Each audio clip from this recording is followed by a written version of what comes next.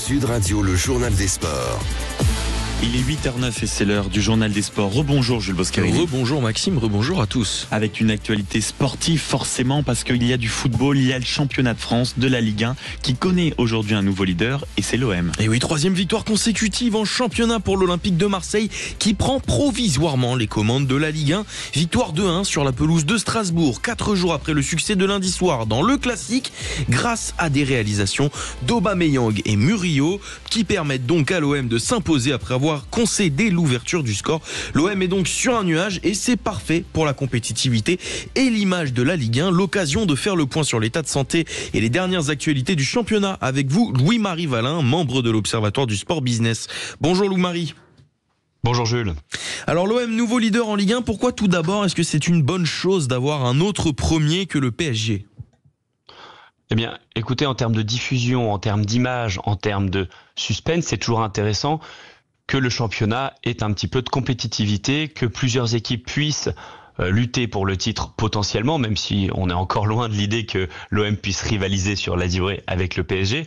En tout cas, c'est une bonne chose qu'on ait l'impression qu'un club puisse un petit peu mettre à mal la domination excessive peut-être du PSG. Oui, et puis l'attractivité, ça passe aussi par le diffuseur. Et là, il y a une bonne nouvelle pour la Ligue 1, un partenariat entre l'équipe et Ligue 1+, donc la chaîne du championnat. Finalement, pourquoi c'est une bonne nouvelle ? Alors, ce qu'il faut bien comprendre, c'est que c'est pas un nouveau diffuseur, l'équipe qui va arriver. En tout cas, ce qui est intéressant, c'est que aujourd'hui, on a un producteur qui est Ligue 1+, qui est en même temps une chaîne de télé, mais qui s'autoproduit par la Ligue, et qui va diffuser sur différents bouquets de la manière la plus large possible. Et le fait que l'équipe commence elle aussi à rentrer dans la danse, c'est intéressant parce que ça va permettre de faciliter l'accès à la Ligue 1, ça va permettre de faciliter sa visibilité pour le grand public, ça sera plus facile de s'abonner plutôt que d'aller encore s'abonner à des bouquets qu'on ne connaît pas, comme ça a été le cas avec DAZN ou avec d'autres auparavant. Là, il y a une visibilité, peut-être une confiance auprès du grand public envers le média, l'équipe.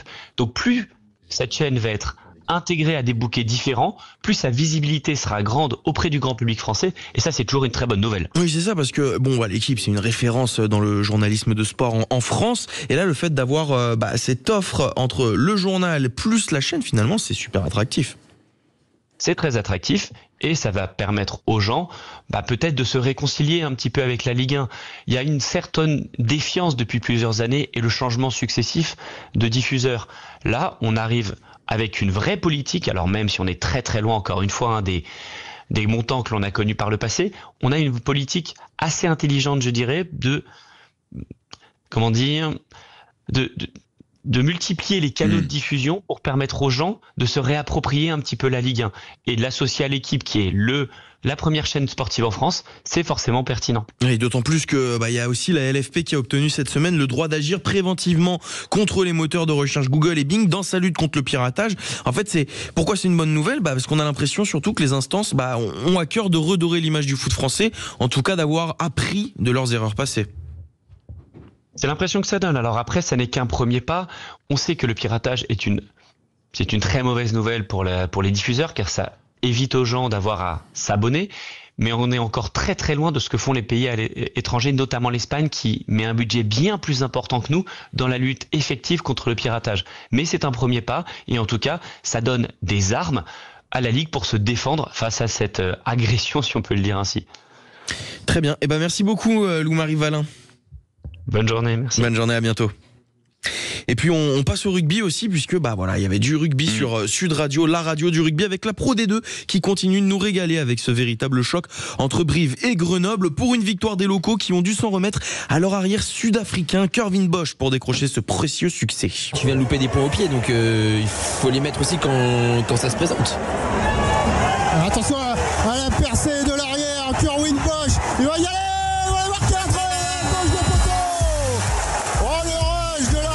Sud-africain de cette équipe, Brivis, il a fait la différence là sur quelques mètres et puis il a lancé les cannes numéro 15 du CAB. Score final 24-21, mais une victoire en demi-teinte. Et dans les autres rencontres de cette 5e journée, on retiendra les cartons 55-8 d'Oyonnax sur Valence et de Provence sur Dax 42-12.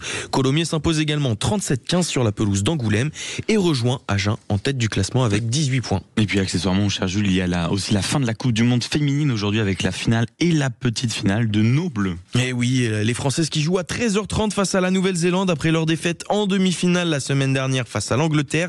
Et pour les Anglaises, ce sera face au Canada à 17h. Merci beaucoup Jules Boscarini qu'on retrouve au Journal des Sports évidemment à partir de 9h.